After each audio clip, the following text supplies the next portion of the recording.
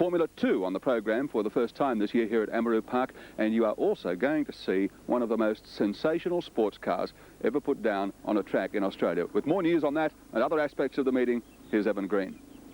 Thank you, Gary. Well, if you could imagine a worse day for trying out a new high-performance car, you couldn't do better than choose today, because it will be frightful out there with the new car that Bap Romano, the Queensland driver, is going to unleash on the Amaroo Park circuit. It's the Cadicia, the most powerful sports racing car we've seen here. It has a Formula 1 Cosworth motor, and I'll be talking to him a little later on to see what he's going to do to keep it under control. Peter Hopwood, the man you'll have noticed in the old Chevrolet, will be driving another Cadicia, so there should be some real fireworks. Well, as many as you can get in the wind and rain. There will be one real innovation here today, and to tell you about it now, it's over to Mike Raymond. Thank you, Evan Green. Well, today, during the course of the Amaroo Park telecast, we hopefully will be bringing you some race cam coverage inside Colin Bond's Alfa Romeo, who'll be competing in the Alfa Romeo Cup Series. The cars are about ready to come onto the grid now for the first race on this afternoon's program, heat number 1 of the Amscar Better Brakes Touring Car Challenge. Let's take a look at them. From position number 1 in the Nissan Turbo is Fred Gibson. From position number 2, Barry Jones in the RX-7, car number 41. From position number 3 is car number 50, Peter McLeod in the RX-7. From position number 4, car number 19, Greg Topfer in the Commodore. Position 5, car 105, Terry Finnegan in the Commodore. From position 6, car number 44, Paul Jones in the RX-7. Car number 37, Terry Shield, starts from position number 7. Car number 12, Jim Keogh, will start from position number 8 in the Commodore. From position number 9, car number 8, Gary Wilmington in the Falcon. From position number 10, car number 30, Tony Kavich in an RX-7. From position 11, car number 3, Mike Bergman in the big Camaro. And from position number 12, car number 36, John Kraft in the Ford Capri. Oh, Marco, Fred Gibson, and he'll be hoping for a little bit better fortune than the last time he had a pole here at Amaroo. I don't think he, in fact, ever got off the grid. But he's there today and had the advantage of, in fact, qualifying in slightly drier conditions yesterday afternoon than some of the early qualifiers had. And a time of 57.8, although slow by track record standards, was enough to put him on the pole position with Barry Jones alongside him on the front row. Series leader in the Amscar Better Brakes Series, Terry Shield, is back on the 4th row of the grid. He had a mishap in the early qualifying session yesterday in which his accelerator jammed and he went off the circuit, did a little damage to the car, and he did come back for the second session of qualifying, but unfortunately wasn't able to post a fast enough time to move himself up the grid. Ready for dispatch in the first heat of round number 3 of the Better Brakes Amscar Series for touring cars. Missing from the field is Steve Masterton. There's Freddie Gibson sitting on pole for today's race. 42 years of age. He's been racing for 22 years. Likes water skiing. He'll feel at home here today, let me tell you. Started racing, of course, at age 20. Winner of Bathurst in 67 with Harry Firth. Second in 66 with Bill Stanley. Left forward to join Alfa Romeo team. And now driver-developer with the Nissan team. Freddie Gibson, you'll be seeing a lot of him today. And also this man, Barry Jones, driving the Darrell Lee entry, the RX-7. Hard man to beat round Amaroo Park at the best of times. He's put a lot of developmental work into the Mazda RX-7s. In fact, I think they owe him a lot through the early days when this car came into racing. He did an awful lot of work and has shared the benefits of his research around to a lot of other drivers that came in on the tail. Picked up a lot of valuable information from Barry Jones. Peter McLeod is one of those, and he's really improved his performance in this car over the last several meetings here at Amaroo Park. He's on the 2nd row with Greg Topher in the Commodore. Big effort by him to get up on the 2nd row of the grid. And the man we'll keep an eye on is Terry Shield in car number 37, starting back from position 7. Keep an eye on him. We're about just over 10 seconds away from the start of heat number 1 today under very cloudy, misty skies here at Amaroo Park. We're ready to go motor racing on the 7 network. Racing, getting away very quickly indeed on the inside. No, he wasn't. It was Barry Jones And Freddie Gibson a little slow to get off the line. Greg Topfer has given him some buffeting there on the inside. There's Terry Shield going up, sitting behind Gibson. Gibson's dropped back about 4 spots as they head over the top, down into Dunlop Loop for the first time. Just take a look at the water on the grass there on the inside verge. Lightning start there by car 44, the all-blue Mazda RX-7. He's having a bit of trouble at the moment trying to keep Greg Topher out. That's Barry Jones way out in front. The blue Mazda behind him is Paul Jones, started off the third row, just been passed by Greg Topher. In fact, the traffic's starting to overwhelm him now. The leader, Barry Jones, really started well. Fred Gibson got off the line and then seemed to lose it for a moment. In fact, Peter McLeod almost ran up the back of him. Down into Winfield, first time. Topher in second place. Finnegan's up into third spot in the Triple M Commodore. Here comes the battle with Terry Shield moving up for position 7. Freddie Gibson has dropped back in the pack, as you can see. And here's Terry Finnegan making a move here on the inside of Greg Topher. Couldn't pull it. There's Freddie Gibson in the Nissan Turbo. Terry Shields and the Eurocar Mazda is the next one as they drop over the top of Marlborough, down into the right-hander at Dunlop Loop. There's great battle going on between Fred Gibson and Terry Shield as they go through the right-hand turn that tightens up as they work to the back straight.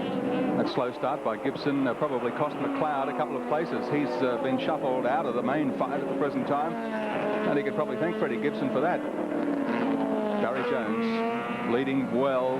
Gibson involved in the straight dice. Terry Shield right on him. Oh, Finnegan there as well. They've got Finnegan.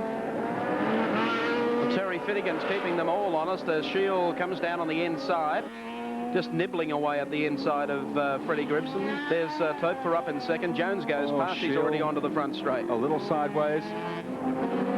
Jones leads. Topher second. Gibson third. Shield fourth. Finnegan fifth as they complete 2 laps. Here's Gibson now on the inside of Topher, 1 spot further towards the leader. Shield follows as they go up the top of Itchypay, down into Dunlop Loop. And Topher doing a good job indeed in the Commodore. Finnegan also keeping the pressure on there behind Terry Shield as they head down once again towards Mazda corner. Freddie Gibson there going through in the Nissan Bluebird, followed by Greg Topher. Terry Shield trying to get under him. Finnegan in behind them, desperate to regain the position that he... Oh, goodness me! There, touch and go there with that pair. Well, he's picked a very brave line here on the outside of the Commodore. We'll wait and see whether he can outbreak him going into the corner. I don't think Topher is in the mood to give away too much, but Shield finds his way around the outside. There's Finnegan. Topher finds himself going a little wide. Finnegan closes up very, very quickly here on the inside. Well, through Wonderlick. Double shuffle puts Topher back to 5th place. Terry Shield with Terry Finnegan very, very close indeed to him. Coming up on the inside, a very, very tight line required there, but Shield manages to hold on to 3rd place through Dunlop Loop. Race lead still being held, of course, by Barry Jones and the Darrell Lee Mazda RX-7. 2nd place to Freddie Gibson in car number 56, and here's 3rd place held by Terry Shield.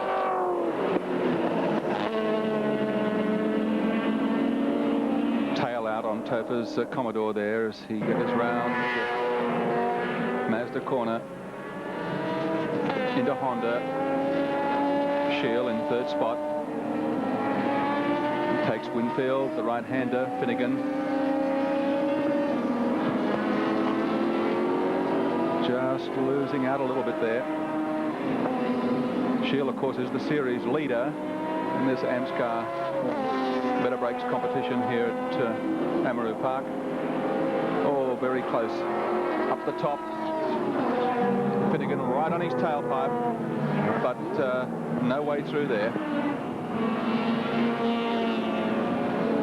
Of course, Terry Shield is the production touring car track record holder here at Amaroo Park. 53.2 the time. He'll be turning nothing like that here today with the very, very wet conditions. Well, his qualifying time for this race was 59.9. I think that's the furthest we've seen Terry Shield back on the grid. 7th spot, but he's up to 3rd. Barry Jones still the race leader. There's Shield running in 3rd place, and 2nd held by Fred Gibson in the Nissan Turbo car number 56. There's Terry Finnegan, Mr. Ever Present, in the 2 Triple M Commodore. 5 laps to go, halfway mark. Oh! And of course, Channel 7 today, bringing you some pictures from using, of course, our exclusive race cam system. And we're following now, of course, Peter McLeod in the yellow Mazda RX-7, and we're aboard in Gary Wilmington's Ford Falcon. That will give you an idea of just how dismal the conditions are. Say nothing for spectators, but certainly for the drivers. And it looks like young Gary has received a stone in the shield. You can see the windscreen there has a pretty big dent in it. And there's Wilmington working away down the back part of Amaroo Park's course, down towards the left-hander at Honda. The road's awash here today. Down through the gears.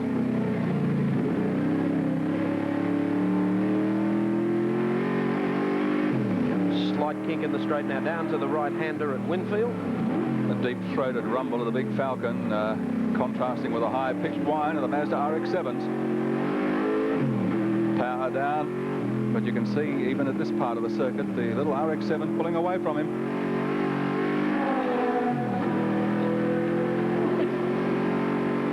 Heading up to the top of Vitchefave.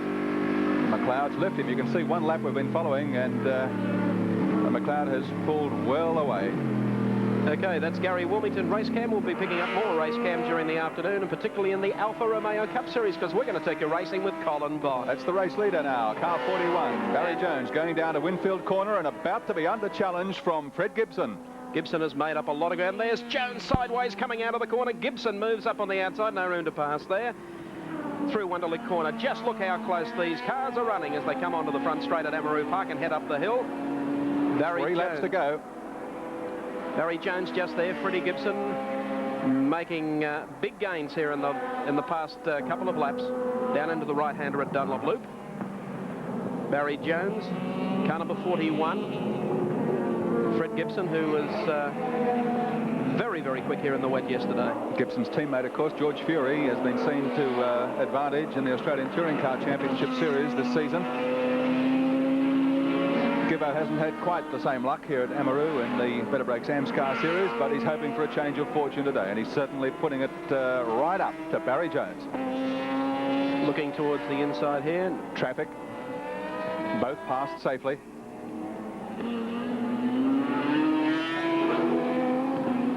Jones staying in shape this time.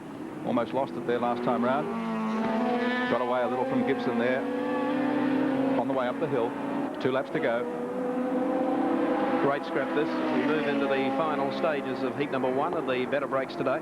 Still Barry Jones in front in the Darrell Lee RX-7. Freddie Gibson on his bumper in the Nissan Turbo. Places to pass, of course, are limited here at Amaroo. Gibson pushing hard, hoping that Jones will just make a slight mistake, enough to let him through. But Barry Jones has got heaps of experience on this circuit. The track actually drying on the back straight. Still fairly wet, though, along the front straight. Down into Honda Corner again. Jones comes out of that corner, uses all of the racetrack, keeps his line tight. Freddie Gibson closes up, will probably work to the left, make a run down the outside and try and cut back on the inside as they come out of the corner. Jones the leader. Gibson second. Terry Finnegan's now third in the Commodore. He's given Terry Shield the slip in the other Mazda RX-7, by the way. Last lap. Shown to Barry Jones. Freddie Gibson still very, very close indeed as they come up Vitchefave Hill for the final time. Drop down over the top into Marlborough, down Dunlop Loop. The ever-tightening right-hander that takes the cars onto the back straight here at Amaroo Park. Freddie Gibson, much better line, a tighter line on the exit to that corner. So he's right on the bumper now of Barry Jones, rather. And they've got a 4 that they're going to put a lap on as they come down the Honda Corner. Now this could be interesting. Jones elects to hug the inside. Now, Freddie Gibson's going to have a run here. No, changes direction and comes back again on the inside. And the two of them race it off down to the final right-hander at Winfield. Still Barry Jones with Freddie Gibson ever so close. Swings wide, tries to come back underneath. Hasn't got the horsepower to do it just there. One more turn to go. Jones cuts it nice and tight and zooms away to the checkered flag. He's got the money. Barry Jones, winner of the first heat in today's round of the Amscar Better Brakes Series here at Amaroo Park from Freddie Gibson. Great dice between that pair over the concluding 3 laps of that 10-lap event. And the results on screen. Barry Jones, the winner. Fred Gibson in second place in the Nissan Turbo, and Terry Finnegan in the Commodore, finishing in third place. And of course you saw some camera car pictures there from the Big Falcon of Gary Wilmington, and we'll be bringing you more of those later in the afternoon. We've got more pace, so the start will be critical to both these drivers. Barry Jones in the red RX-7, Freddie Gibson in the turbocharged white Nissan Bluebird. Right behind them, Peter McLeod in the RX-7 and Greg Topper in the white Commodore. 10 seconds less than that. We prepare for the start of Heat 2. Racing, and just look at the little Nissan get away smartly, but Jones again has foiled the bet as he ranges up here on the outside. The next one to go through on the inside was Finnegan. Dane also well positioned there as well. And trying to find daylight is Terry Shield as they come across the top, drop down into Dunlop for the first time. Barry Jones looking sharp out there. And a great start by Terry Finnegan. He's up into third place and really going hard and right on the boot of Fred Gibson. But it's Jones who got the start in the RX-7. Fred Gibson now has wound up the turbo. The big Camaro there of Mike Bergman just picking up a bit of mud and got it back on track. Fred Gibson now has the turbo really running at full blast, clawing away at the steering wheel there, and he's charging after the little RX-7 of Barry Jones, trying to go on the inside, can't quite do it. Jones blocks the path and goes through the first corner. Winfield. The race is over 10 laps, side by side. Gibson's got him. Good run here from Freddie Gibson as he comes through in Heat 2 to take the lead away. Inside 2 circuits, Gibson leads across the strike. Second place being held by Barry Jones in the Darrell Lee entry. Terry Finnegan in the 2MMM car back up into third place, and fourth place we've got a prang with Terry Shield just going past the start line. And there's one upside down. That could be McLeod. No. Is it Peter McLeod? There's a lot of fiberglass and metalwork here. The car's touched at the start line. Not far away from our commentary position in the Masterton Home Centre. Officials race very quickly up there to check and make sure that the driver is okay. It is, in fact, car number 88, Fred Geisler in the Commodore. And of course, we caught just the end of that because the cars just tear past the commentary box. And there's Fred Geisler, you can see, sitting up on the bank with one of the safety marshals removing his helmet. I think Fred was okay. It's a pretty soft landing, landed on all four, upside down. And there's the remains of Fred Geisler's Commodore as the track marshal's moving well and truly out of harm's way. Still some debris left on the track, and we've had Barry Jones pull up just down from that area and has also taken off as well. So that has put Freddie Gibson well and truly up in front in the Nissan Turbo, number 56. And here he comes down the back straight, past Peter Warren, and down now to the left-hander at Honda Corner. To the left-hander, Freddie Gibson, who had to make up so much ground to win the first heat. And there you can see Barry Jones. He's had a bump, as you can see as well. The car has been hit on the back corner, and he stopped just near the point where Geisler's car has inverted itself on the grass, just past the commentary position here, around the bank on the left. The dramas are plenty unfolding here at Amaroo Park this afternoon, with Barry Jones, the number 41 car, being removed. Back there is, I think, the Toshiba Commodore, the one, of course, driven by Jim Keogh, the Melbourne solicitor. There's Terry Finnegan in the wall, what the guardrail. Another touch there, you can see, whether they all resulted from one initially, but whether damage in the front, but he's had a touch, probably enough to send him off. There are cars everywhere, one running wide, coming down towards Honda. You can see it just on the right-hand side, pulling off there, a white Commodore there. Not a good race for the Commodores. One on the roof, one on the side of the road. Fred Gibson, in the meantime, just blasting through the middle, wondering where all the opposition has gone. The man closest to him is Peter McLeod in the yellow Mazda RX-7. He, in the Slick 50 entry, is maybe 30 metres behind, no more. Gary Wilmington back in fourth place in the first of the Ford Falcons. There's our race leader, Fiery Fred, in the Nissan Turbo. The wick turned up, cool day, running like smoky. There's Peter McLeod, running strongly in the Slick 50 car, heading up to the top, dropping over Marlborough and now down into Dunlop Loop. And having a good day indeed is Peter McLeod, who has been one of the ever-presents in touring cars for the past couple of seasons. Doesn't have an enormous budget, but he turns up at all the race meetings and does well. This is the man who's leading a very confusing race at the moment, Fred Gibson, car 56, the Works Nissan turbocharged Bluebird. Right behind him and making up ground is Peter McLeod in the 50 RX7. Then in third spot is car 8. That's Gary Wilmington in the yellow Ford Falcon. And a long way back to car 19, running in fourth place, Greg Topher in the Commodore. They're the leading four. And not that much of a margin from Fred Gibson back to Peter McLeod. You can see McLeod has made up a lot of ground and it is putting a real challenge on the Nissan driver. And Wilmington in third spot. And here we come with Gary Wilmington. That'll give you an idea of the track conditions as we go inside Gary Wilmington's Ford Falcon. You can see, no, he wasn't attacked by a shotgun pellet, but certainly a rock in an earlier heat today. Gives you an idea of the layout of the Amaroo course that Evan took you through a little earlier in our telecast coming down the back straight. And also you'll get a chance to notice all the parked cars. There's one on the right down here, just about where that bullseye is. Kapunk, he went past it. And we're now getting into an area which is almost like the car park outside the main railway station of your town. Down the back straight, coming in towards Winfield. This is the tight corner. Stick with Gary Wilmington as he just sliced it through. He's running in third spot. They're the leaders just up in front. That's Peter McLeod in his gun sights at the moment, and Peter McLeod is closing on Freddie Gibson, who's just crossed the start-finish line. Gary Wilmington now thundering up over the line he goes, and there are cars on the left, and there's a car on the right in the fence just up here. There it is. It's the Terry Finnegan car. Over the top of Marlborough, now down into Dunlop Loop, the corner that tightens. Right-hander, still turning right. Short straight, another kink to the right now. And I must pay a special tribute to John Porter and the hard-working people that have developed Racecam. We had Racecam set up in Steve Masterton's Ford Falcon to show you pictures, hopefully running with the front runners this afternoon. The car was totaled in practice yesterday, and John Porter arrived at the circuit this morning and within 35 minutes was able to get a bracket and bring pictures from this car. An absolute tribute to our Racecam people, of course, from Channel 7. Let's pick up the race leader over the top. Freddie Gibson.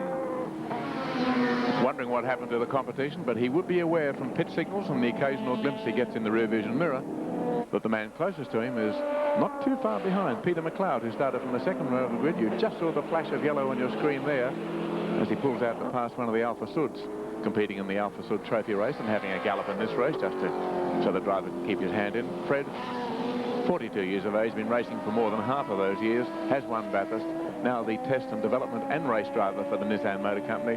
He and Howard Marsden, I suppose, the men most responsible. There's Fred Geisler walking around, showing his okay. He's come over to have a chat with Gary Wilkinson. In fact, we'll talk to him about what happened, what put him on the roof right at the start-finish line in just a few moments. In the meantime, still out there on the track, Freddie Gibson. Beautifully prepared car. This, I've mentioned this a few times before, but it is probably the fullest factory effort in Australia. The two-car team run by Nissan. This car, which Fred Gibson drives, and the other car, which we see only at the Australian Touring Car Championship rounds, driven by the Albury farmer George Fury, former national rally champion and leading the point score this year for the Australian Touring Car Championship. Whether he wins it or not depends on how well Alan Moffat goes, because the drivers are required to drop one race from their total points, and if you already drop out the worst score that George Fury has, that puts Alan Moffat in front in the RX7. So quite a tussle for the national championship with one left to go. But at the moment it's being led in total points by a car that is a sister to this, the Works Nissan Bluebird, 1.8 litres, turbocharged, probably the path of the future. There's the last lap board, as you can see, and Fred has just under 2 kilometres to go, 1.9 kilometres from this point. He has survived some of the carnage that has removed some of the other front runners. We lost through a bump and possibly some associated mechanical damage the RX7 that won the first round. That was the Barry Jones car. We saw Fred Geisler spin and crash heavily on its roof. Terry Finnegan in a touch and spinning into the fence on the far side of the track. The Commodore that came third and was being driven with great enterprise. Really, Finnegan was going so well, but he's into the fence and almost certainly out of the next round of this race, which we'll be showing you later today. So there's more action from the touring cars yet. But it's Fred Gibson now with just 2 corners to go to notch up victory in the second heat. of the Better Breaks Amscar Touring Car Series. Through Winfield, and he just has to get the checkered flag, and that's what he gets. Freddie Gibson, a very popular victory in a race full of drama here at Amaroo Park. Second place, Peter McLeod in the Slick 50 RX-7. In third spot, a brave effort by Gary Wilmington, carrying the Channel 7 camera around in the big Ford, and that's the way they finished in this heat of the Better Breaks Amscar Touring Car Series here at Amaroo Park. Well, it was an interesting race, a race of high attrition for so many of the cars. We've seen just so many of them drop out. Barry Jones, of course, Fred Geisler, who finished upside down just past our commentary position. Terry Shield, of course, went out. But to find out the reason why Fred Geisler finished upside down, Gary Wilkinson has the man in question, Fred Geisler. Those old jokes about having your head in the sand aren't funny to people like Fred Geisler. Fred, that was one hell of a tumble you took there. Yeah, it was. The Mazda stopped, and Camaro moved over in front of me and stopped, and I just glanced off him, hit the bank, and came to ground upside down. Well, you were upside down before you could even blink, but how the devil did you get all this mud? I mean, you must have ploughed right into the bank, did you? I think the top of the screen moved over into the dirt, and the sand just came in through the window. I wasn't up at the screen. You're in remarkably good shape. What sort of shape's the car in? Well, I haven't had a look, but I don't think it's been hit hard. It's just bounced on the roof a little. Heavens above. Well, there you go. The dangers of motor racing. But by the same token, you must see that Fred Geisler has come out of it in 100% good shape. Says a lot for the safety factors involved in today's motor racing, because that helmet looks as though it's been dragged through the mud, and that's exactly what happened to it. Fred was inside it at the time, but we're pleased to see you in great shape. Thanks, We'll let you get back and start work on the car, because it's going to take a lot. In the yellow car, Stevens right behind them in the middle. Here we go. Good start too by Stevens. He's slotted himself into second place. McGann's in trouble. Car 76 going through the field there with a good run was Neil Brain in the big Monza. Over the top, Fitzgerald, the leader. Stevens in second place. Yes, it was all power from the start, and that put McGann out of the action. He'd done very well in the wet. John Burke in third place in the Celica, much stylised. But it looks like being a Porsche versus Monaro battle. It's Fitzgerald in front in the Porsche RSR. There's a bit of a spin and a bit of a wobble from Steve Worsley in the Capri, getting back onto the track within the white lines. But now that the track is dry, the big Monaro of Bob Stevens is there to give Fitzgerald all the hurry up in the world. Fitzgerald goes all over the back of him. Fitzgerald goes deeper under braking, as one would expect from the Porsche. And very close is John Burke in the Celica. It's not your average Toyota. It has a turbocharged Holden engine under the roof, not under the bonnet, because it's a mid-engine car, but it's going quickly, but doesn't have the pace of these two cars up the hill. The one that does have the pace is the Monaro of Bob Stevens. He makes up ground, and he's right on the tail of the Porsche as they come out the top of Dunlop. Oh, right into the wall, not on the tail of anyone. Car 6, Trevor Ashby. The escort is not going to escort anyone there except the man who has to repaint the wall, where he's nudged it so hard, but he's out of the race. He's okay. Fitzgerald and Stevens, they've pulled away from the Celica of John Burke. Oh boy, that's a handful, that car, isn't it? And the front spoilers of both these cars, the air dams, the stop air getting under the car, scraping as they go around that corner. First the Porsche. Oh, he's gone into the wall. Straight off. Straight off. Just parked it nicely alongside the Escort into reverse. Thank you very much. Sorry, I didn't mean to stop here. Well, something went wrong, whether it was a brake problem, whether it was a gear selection problem, whatever it was, he's got it more or less under control. He wants to get back into the race, and he's in a state of some desperation, is Peter Fitzgerald. A state of some shock, I'd imagine. Well, something went wrong there, and he knew he couldn't take the corner. Braked, hit the tyre barrier, didn't do any damage, I don't think, although we'll look for our next front-on view to see whether there is any rumpling around the fiberglass front there. But Bob Stevens now is in front, and he's got a big lead over John Burke in the Celica, who's coming second. Gary Wilmington is up into third place in car 40, the Mustang. And the question is, can Peter Fitzgerald, who gave away 6 places, then get back into this race? This is a man he has to catch, and he was having a lot of trouble with him before. He went into the wall, and now he's giving him a start of something like 400, 500 metres. Fitzgerald's back and flying, but he's got a long way to make up to try and get back to this man who crosses the line to complete 3 laps. No way he can make up the ground in the remaining 8 laps of this race. It's Bob Stevens in front in the big Monaro, second placing held by John Burke in a Celica. Gary Wilmington is third in a Mustang, and Neil Brain in a Monza holding 4th place. That's the second place getter. He's going very well, isn't he? He hasn't lost much ground to the man who is acknowledged as the Amaroo specialist in these cars. That's Bobby Stevens in the Monaro. There's the gap between the two, and this really is a great effort by Burke. He sees a chance not only to finish in the prize money, but maybe to win, and look how he's hustling that Celica through the bends.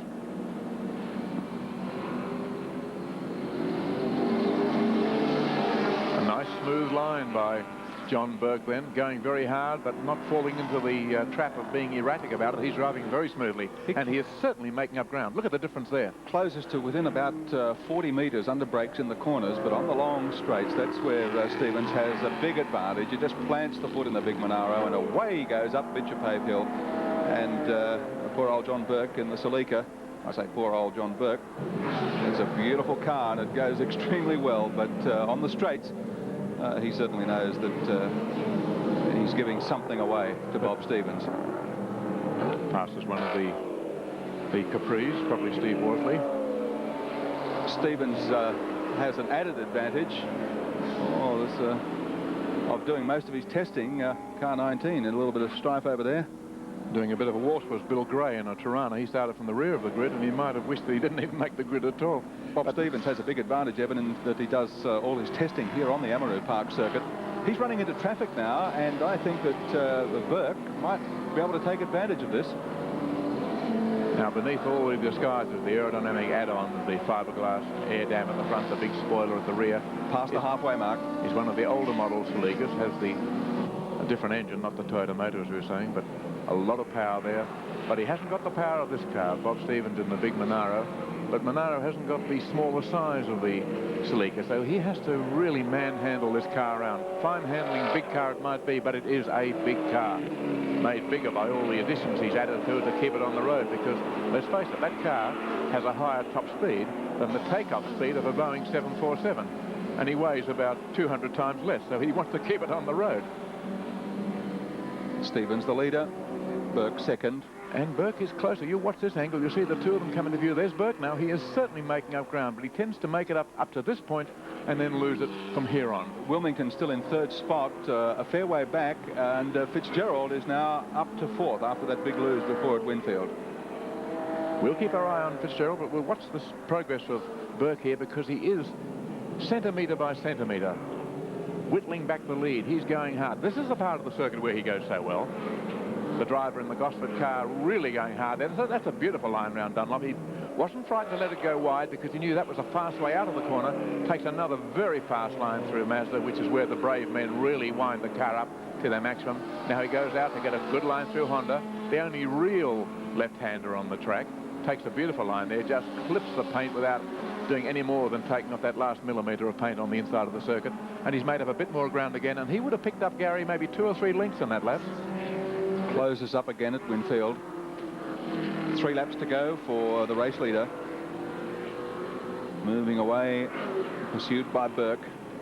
Up Bitchapave Hill once more. A lot of traffic in front, but this pair pretty much got the race between them. It's a long way back to car 40, Gary Wilmington in third spot, and Peter Fitzgerald in fourth. Bob Stevens is an engineer by profession. He's 40 and he's been racing for half his life, so he's got 20 years experience. He's also got 3 cars in front, which might just slow him down a bit, because they've come at a fairly important part of the circuit, and Burke will see that. Now, the first one moves over, the second one can't, because he got himself a scrap with another car in front, so he knows that he's going to have a bit of a job getting by Pat Hogman. He goes through now. Now, that will just have maybe added a bit of an advantage towards Burke, but unfortunately for Burke, he's got the 3 of them to pass through Winfield, and he probably won't gain a great deal by it. He takes a line which gets him through without much trouble, but he has lost a bit of ground in that manoeuvre, whereas we might have expected the leader, this man, to have lost a lot of ground. In fact, it was the other way around. He opened up a slight lead just by the luck of the track. Fitzgerald now up to third, but a long way back. And while the leader comes across the top of Bitchapave and around through Dunlop, it is Fitzgerald in third place, who's just crossed the start-finish line. A great recovery by him, but something of a hopeless cause, because he gave away too much ground when he lost all that distance, with whatever caused him to go straight ahead and into Winfield. But a great recovery, and one that must have been welcomed by Bob Stevens, who was having a bit of a battle to try and get by him. Bob looked so relaxed there, you'd swear he had the radio on, maybe the stereo playing. Last lap for that man on screen at the moment, Bob Stevens in the big Camaro. His ambition is to win the James Hardy with Ron Dixon. James Hardy on October the 2nd this year. The last lap board out at this moment. All the cars see it. Stevens is clear and still fighting his way through traffic is John Burke in second place in the Celica, but the margin has opened up even more. In fact, probably Stevens can't even glimpse the man who's been in pursuit of him for so long because of the traffic blocking off the view and the fact that the Celica driver, rather, John Burke, has been delayed by having to pass other cars and has dropped back quite considerably. Just saw him then, the little flash of red coming into view. He's back now maybe 150, 200 metres. And this man, unless something radical goes wrong, is going to win this race. He has less than half a lap to go. Been another great effort, hasn't it, Gary? Certainly has. The race, I guess you could say, fell into his lap when Fitzgerald went off, but he was climbing all over the back of the Porsche at the time. So I think a fair result, and Bob Stevens certainly won't argue with it. He's put in a lot of effort, and he's proved that this big Monaro is still very, very competitive indeed at Amaroo Park. He takes the checkered flag. Bob Stevens, the Monaro, car number 4, is the winner. John Burke in the Celica crossing the line in second place, and as we look back, you'll see coming into view, there it is in the very distinctive multi-stripe Porsche. Peter Fitzgerald takes third place in this round of the Comalco Wonderlic Sports Sedan Series here at Amaroo Park. Bad luck to Peter Fitzgerald, who'd qualified on pole in very fast time under the appalling wet conditions yesterday. Thought he had his big chance here today. He's provided most of the opposition to date in the series here for Bob Stevens. But that slight mishap at Winfield, plus the fact that Stevens, obviously, with the testing that he's done during the week, has found the answer to his tyre problems. Might have missed from the screen for Romano. Down goes the flag, and Romano's been left. He can't get it moving. Now we'll see how well he can drive if he gets that car going, because the field is slipping by. And the man in the Spirit of Queensland, the car that he wants to take representing Australia overseas, is left on the line. Hopwood's in front, wondering where Romano's got to. He's got clear a hand behind him. Romano's moving now on his way up Bitchapay, but he's a long way behind. And it'll be a real test of his racing maturity. A man who hasn't had a great deal of racing experience, but very well blooded in international competition. How well will he go? He's giving them a quarter of a lap start. It's a marvellous sort of recipe for good racing. We'll see just how good Romano is. He's got a lot of ground to make up as the leaders come whipping down on the track on this wet and slippery track. Hopwood and Clearahan. Lee Vine is in third place in the Elfin. The two cars leading the race are both Kadichas. It's a 10-lap race. Peter Hopwood in the big Chevy powered 5-litre Kadicha goes through ahead of Clearahan. Hopwood did a 56.1 in practice yesterday. Romano did a 53.7, but Peter Hopwood only had 4 laps before the differential failed. So it wasn't really a typical run for him in that he didn't get the car fully wound up. Clearahan pressing him pretty hard though, and the two of them will be already, they'll have got the message from the pits that Romano had the car stalled on the grid, so they'll be going and making as much ground as they can. They'll need to, I tell you, because he is flying, Romano. He's going to come into view before too much longer, and I'll tell you what, that car really does move. So do these, make no mistake. These boys aren't mucking around. Clearahan going through in second place. Peter Hopwood leads. Romano's in 5th place. He's passed the other cars, but at this stage, Gary, he would be 400 metres behind the leaders. He's just coming down now around Honda Corner, heading towards Winfield, so he's a long way back, as you can see it. The leaders are crossing the start-finish line as Romano goes into Winfield Corner. Here he comes in the Queensland-built Kadicha, an Aboriginal word that they say means the bear of magic or meaning like that. Well, we'll see what sort of magic is built into this car. With wet weather, you do get a chance to study the aerodynamics, and you'll see just how the spray at the back fans out from beneath those twin tunnels, showing the downthrust from the ground effect design of this car. Round he goes. I'll tell you what, he might have been seen in racing cars for many years since his speedway days, but he knows how to drive, and he certainly isn't lacking in confidence. Well, the Kadicha man is the man that points the bone, and he's pointed the bone at a few cars in front of him on the track already in this race, and he's making up ground with rapid strides, but as we mentioned, he'll need to after being left on the grid. The engine is a 3-litre Cosworth Ford V8, the same as used in Formula 1 racing cars, but instead of running the 520 or so horsepower that the latest of those cars use, it's been detuned to around 430 horsepower in the interest of reliability in long-distance events. But he can crank it up to over 600, he reckons, if they really want to. Maybe turbocharge it, because the rules for this sort of racing give them almost an open go. Just a touch of the brake there as he comes up to gobble another car as he makes his progress through the field. Takes the outside, won't get round. He'll have to be very careful what he does there. He doesn't want to go off just in trying to hastily pass another car. He just lost a bit of time then. He just has to wait for a clear squirt, which he should get fairly soon. This is a fast part of the circuit, and the car in front of him is pretty quick. You can't afford to lose any time, because Hopwood and Clearahan are still hard charging up at the front of the field. The gap between the leader Hopwood and Romano is 12.39 seconds. Still Romano can't get by the third car. Having trouble with 68, just getting by. That's Lee Vine in the Alpha, an experienced driver, a good car. He's looking for the chart. There he goes, just slipping through before the straight, so I get a flying run. A little wave of a hand, whether it was a friendly gesture or just a gesture, I'm not so sure. He's still got time, you know, Evan. He's got 5.5 laps yet. Here he comes, the spirit of Queensland, flying around this New South Wales track in very un-Queensland-like weather. The engine is behind the driver. Fuel and gearbox, very much an advanced type motor car. A glorious looking car if you're used to that sort of shape. Very unconventional. But the most modern Group A sports car we have in Australia. Designed by Barry Locke, who builds the Khadija cars in Queensland. Clearahan is now in the lead in this race. He got by Hopwood down in Wonderlick. Hopwood got just a little out of shape and allowed Clearahan to get through. And there, over the top of the hill, is Clearahan. He's got the lead. Hopwood hard on his tail. Hoppy will be cursing himself for that mistake, and it was his mistake that cost him the lead. But I wonder if they know that only 250 metres behind is the closing shape of Bap Romano's Khadija. The Khadija man is drawing up at them. Will he point the bone at them? Will he sneak up in his feathered shoes? Well, we'll get a... I don't know if I can follow that. We'll get a gap on them here as they go past at the back of the course. Clearahan going by my timing point now, and we've got the clock on him. I'm just taking a timing mark on the two of them. It's 7 seconds. Oh, Hopwood's out of shape and gone. Goodbye. Backwards into the dirt, and there's Romano coming into view. So he's in second place. Oh, Hopwood into third place now, but he hasn't got the pace to keep up with Romano. Romano showing a great deal of driving skill here. He's a confident fella, but he seems to have the ability to back it up. He lands a very slow car. Another car there. Oh, what a magnificent motor car this is. Look at the way it's holding onto the road. Taking good lines there, never looking like sliding out of shape. The faster he goes, the more the wind tunnel effect of the car, those two cavernous ground effect Venturis suck him down to the road. And the quicker he goes, the safer it seems.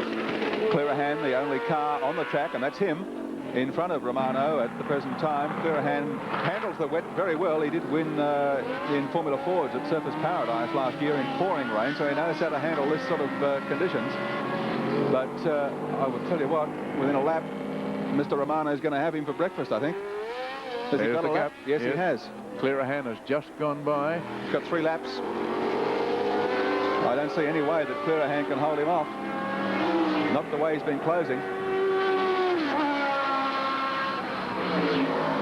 And that raucous, almost painful sound of the Cosworth V8 revving away. They take him up to 10, 11,000 revs in Formula One, and I suspect that they're going reasonably close to that limit. There's Romano with his 3-litre V8, because that's the way the car is designed to run. Nothing much under about 8,000 revs.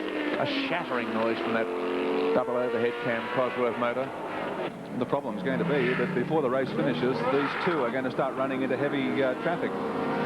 Well, now, Romano has time to win. He just has to settle down and take him at his ease, not be pressured into trying to get by Clearahan in a difficult place. That's the gap now. He still has 2 laps to go.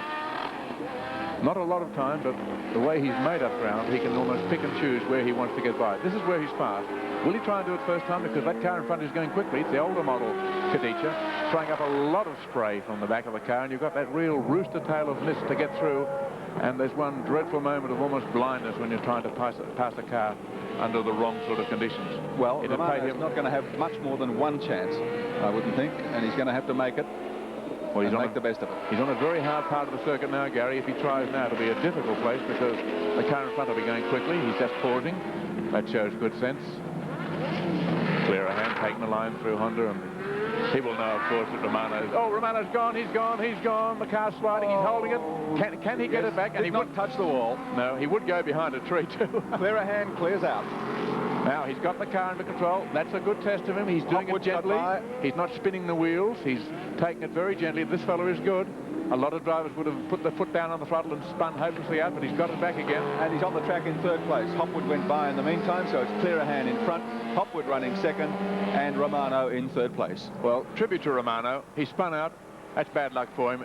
It is a great car. He's driven it well. He's taken it slowly now. In fact, he may not finish the race. He may decide to go into the pits to see if any damage has occurred, which is a fairly sensible thing because something could have happened to such a low-slung car going off onto the rough.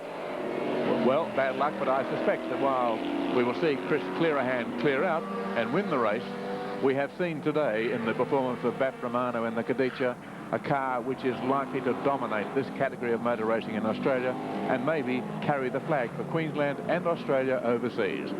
Clear a hand with just one more corner to go after this to take victory in the sports car Group A scratch race. Here he comes.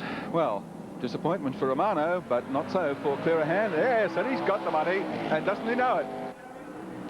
Oh, Hoppy spun again, has he? Yes, Hopwood spun again. He was in second place. It's been handed to him on a plate. Now the car's stopped, and it just will not go. So he's just out of sight on the... There he is now. Oh, disconsolate Peter Hopwood saying, if only I had the Chevy Impala. Now here comes Romano. He did go around again. Well, he just went around gently. Well, that shows to me a lot of sense, just going around to make sure nothing is wrong, and he will pick up second spot. He must be second. No? 68 is second. Ah, Lee Vine has finished second. Right, well, Romano then probably in third place. The field was somewhat spread-eagled, but a good effort by Romano, and a bit like the first time we saw Burnborough run in Sydney. You know, he finished a long way back, but people said, my golly, when they know when to time the run, won't he be hard to beat? And Peter Hopwood, well, he's had more turns than a bottle of sour milk, and he's finished up out of the money. Car like that, where there's big, broad back tyres on a wet track and something like 500 horsepower under your foot. Sports car action at Amaroo Park with Chris Clear a hand, the winner. Second placing going to Lee Vine, and third to Bap Romano in that remarkable new Cadicia of his, which obviously has the potential to do anything. You saw it for yourself. He got stuck on the grid, lost, well, nearly a third of a lap, made up the ground, was challenging for the lead when he hit the ripple strip just down at Honda and got out of shape. In fact, we've got a replay of that right now, so let's take a look. Bap Romano, here he comes. Just clipped the ripple strip, and the car, going at such tremendous speeds here, just got totally out of shape. And he did extremely well here, Evan. He did. He did very well to hold it. Look at that nasty offence facing him. He's just holding him in the slide. Could have done a lot of expensive damage to that car, but held it, didn't hit the bank. Here for the final this afternoon over 10 laps. Flag about to drop.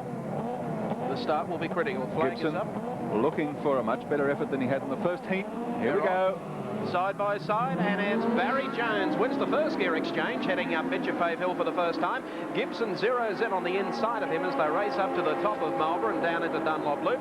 Side by side they were, because Fred Gibson has now gone through to take the lead away from Barry Jones. That puts Peter McLeod up very, very smartly indeed into third place. And then making a move there is Jim Keogh in the Toshiba entry, and Greg Topfer with Gary Wilmington out very wide indeed in the fourth. Just look at the rain soaking the circuit as fiery Fred Gibson, the Nissan 2-bird, comes down the back straight. Well, he got the start that he wanted, Fred Gibson, quickly away. Not quite as quick as Barry Jones, but he held it up the hill the first time, Gibson, and now has the lead. Barry Jones, second in car 41. Third spot held down by Peter McLeod at the present time, car number 50, another RX-7. Paul Jones is in there too, yes, in another RX-7. Quite a battle going on for third, fourth, fifth places, but the leader clear cut. We heard from Fred Gibson to say that they're running on full wet weather rubber. Wise. Judging by the little sideways movement there from Barry Jones, maybe he might be on intermediates, only time will tell. Over the top and down into Dunlop Loop again, Freddie Gibson starting to increase that lead now over Barry Jones in the RX-7 and Peter McLeod.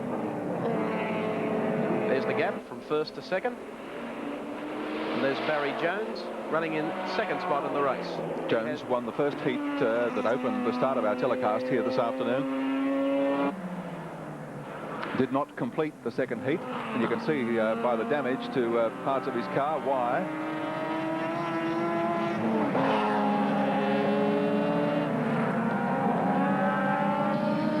I was talking to Barry Jones on the starting line, asking why he had crashed. I just chose the wrong tyres. He fitted intermediates rather than slicks. They went off as the track dried, and he just lost control.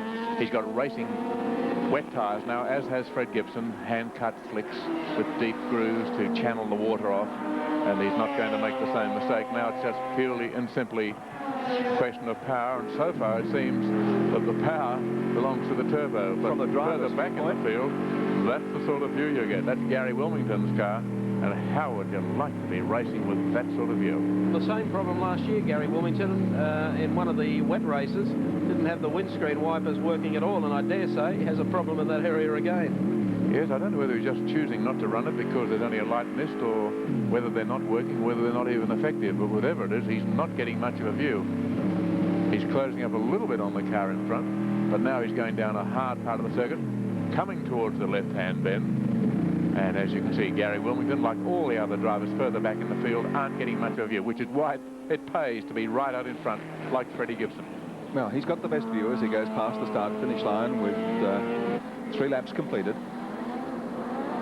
This is a 10-lap event, and Fred Gibson on a high, having won the second heat today, finished second in the first heat, and he's looking to make it 2 out of 3 to help him on his way up the point score ladder in the Better Brakes Amscar Series. I was out at Amaroo Park on another mission some weeks ago, and by chance stumbled upon Fred Gibson and Howard Marsden, the team manager of Nissan, here testing tyres, and that's one reason why they do so well. They are thorough. They were out here trying a variety of tyres. Look at the gap back to the third placeman. That's how far back there. That's Greg Topher running in third place behind the Turbo Bluebird and the RX-7. He's done very well to get by McLeod's Mazda, the big Commodore. A ton of power and hard to handle around this tight circuit under these conditions. Big gap between the first and second place getters and himself. He's come on well, Topher, hasn't he, really? You know, he's one of the drivers we tend not to see a great deal of in races, and he really is shining in this meeting. He's up in third place, has always been prominent. McLeod in fourth spot, and Gary Wilmington, and that's him with the camera in the car, in fifth spot. And if you can see him, that's McLeod just out there in front somewhere. By gee, I'd hate to be driving under these conditions. Gary Wilmington with tremendous power, closing up on McLeod as they come over the top of Bitcher Pave Hill, now going down into the big sweeping right-hander called Dunlop Loop. Surprisingly, Gary, it was the big Falcon which closed on the lighter Mazda. I would have thought that the Mazda would have pulled away there, but in fact, Gary Wilmington, as we see the flash, the typical flash of the rotary engine backfiring to the exhaust. Nothing wrong with the car, that's just the characteristic of the rotary engine. Yes, he is catching up on the rotary. And right behind him, of course, there's Jim Keogh in the Toshiba car, which you'll notice go down the left-hand side. There he goes now. So if you thought that Gary Wilmington was running fast in that V8, now he has to do it all over again. He's lost one more spot, and that's Jim Keogh. Trying to get back again on the inside, coming out of Winfield. Side by side, they come down into Wunderlich corner. Wilmington's got the line. I'm not quite sure where Keogh ended up, because he was there when we last saw. No, there he is. He's not a blur of white paint. He's not giving up. Toshiba car going well. This is a good effort by Keogh. Really, he's driving under very difficult conditions in a spirited fashion. That's a lot of Tiger, more than I might have expected there. These are desperately difficult, dangerous conditions, and Keogh is pressing on very hard, trying to get by Wilmington. Got by him, lost out on the sheer power. Will have to do it all again, but the way he's driving, he's going to try. He won't be seeing much. His wipers are going, whereas Wilmington's aren't, so obviously Wilmington's wipers aren't working. So instead of wagging the wipers, he wags the tail. Coming down into Honda again, getting a little bit sideways, Gary Wilmington. Well, he's got the pressure on him, hasn't he? A little bit loose there at the front too, the bodywork. Well, here comes Keogh again in the Toshiba Commodore down on the inside. Wilmington in not bad shape coming out of that corner. The short straightaway, the run to Wonderlick corner, brings them back onto the long straight here at Amaroo Park. And that'll give you an idea what it's like inside Gary Wilmington's car. They're battling for 5th position, Wilmington and Keogh. McLeod up ahead of them in 4th. Topher is up in 3rd spot. Barry Jones 2nd, and the race leader is still Fred Gibson. It must be an enormous handicap to Wilmington not to have the wipers going. You can see what the view is like. Let's see what things are like with the leader. His wipers will be going, I think, although he doesn't have any spray from preceding cars to worry him, but Fred will have everything working he possibly could, including the wipers. A white strip across the top of the screen, as most drivers have, just to prevent the sun shining in their eyes. Not likely to be a hazard today here at Amaroo Park. And Fred Gibson, 42 years of age, racing for 22 of those. One of the great characters, one of the nice blokes of motor racing. Won Bathurst way back in 1967 with Harry Firth. And now enjoying truly a new lease of his motor racing life as the development and racing driver for Nissan. About 2.5 laps still to go in this final heat of the Better Brakes Amscar Touring Car Series here. Fred Gibson in front, scooting away, enjoying himself. Fred loves his motor racing. The fact that he's on tyres that are giving him good grip, tyres that he's helped develop and test, and that they hang on, he'd be having a ball, because like other drivers like Colin Bond and Dick Johnson and John French and some of those who really do race for the sheer pleasure of it, Freddie Gibson loves his motor racing. He's 5.6 seconds ahead of Barry Jones, holding down 2nd spot in the Darrell Lee Mazda RX-7. And then it's a very substantial margin from Jones back to Greg Topher in 3rd place. And Topher, in fact, is under pressure at the moment for that spot from Peter McLeod in yet another RX-7. There's Barry Jones, 2nd place getter, going up Bitchapave Hill, 6 seconds in arrears of Fred Gibson. What a good effort to get this car back on the road, because it did bend its suspension, and you can see all the tape over the car in the prang it suffered in the first heat. So in only a matter of about an hour or so, they've rebuilt the suspension of the car and taped it all back together. And McLeod has got by Topher, so he's now in 3rd spot. There goes Fury out of sight. There's Jones holding down 2nd. Another RX-7. Peter McLeod is in 3rd place. Coming around, Fred Gibson to get the last lap board as he takes this corner, straightens up for the start-finish line. There's the board. The last lap sign for Fred Gibson in the Works Nissan Turbo, and the sight of these cars winning races and doing well, as George Fury has been in the National Series, can't be one that brings a great deal of joy into the hearts of rival manufacturers, because all of them know that not only is this factory effort doing much better than they thought, but they know it's just the start. There are better cars to come. There are bigger engines in store. This is very much a Japanese toe in the water, and the fact that it's proving so successful will certainly lead to other efforts from Nissan and maybe some of the other manufacturers as well. And it's good to see a factory racing like they are, out here proving their product, developing new cars, because we'll certainly see turbocharged cars from this factory and others on the market before long. In the meantime, Freddie Gibson not thinking about such things, just thinking about winning the race. 2 more corners to go, sawing away at the wheel in classic Gibson fashion around Winfield. He has Barry Jones no more than 150 metres behind, but he can't do anything about it. It's going to be Fred Gibson who wins the final round of the Better Brakes Amscar Touring Car race here this afternoon. Across the line he goes. The checker flag waves for him. Here comes Barry Jones in 2nd spot in the Mazda RX-7, and it'll be Peter McLeod in the Slick 50 RX-7 in 3rd place. So it's Nissan, Mazda, Mazda. That's the order. They're the drivers who finished in the first 3 places in this final heat of the Better Brakes Amscar Touring Car Series here at Amaroo this afternoon. Well, congratulations go to Fred Gibson, and of course, number 56, the Nissan Turbo, the car to beat here at Amaroo this afternoon. We'll take a break and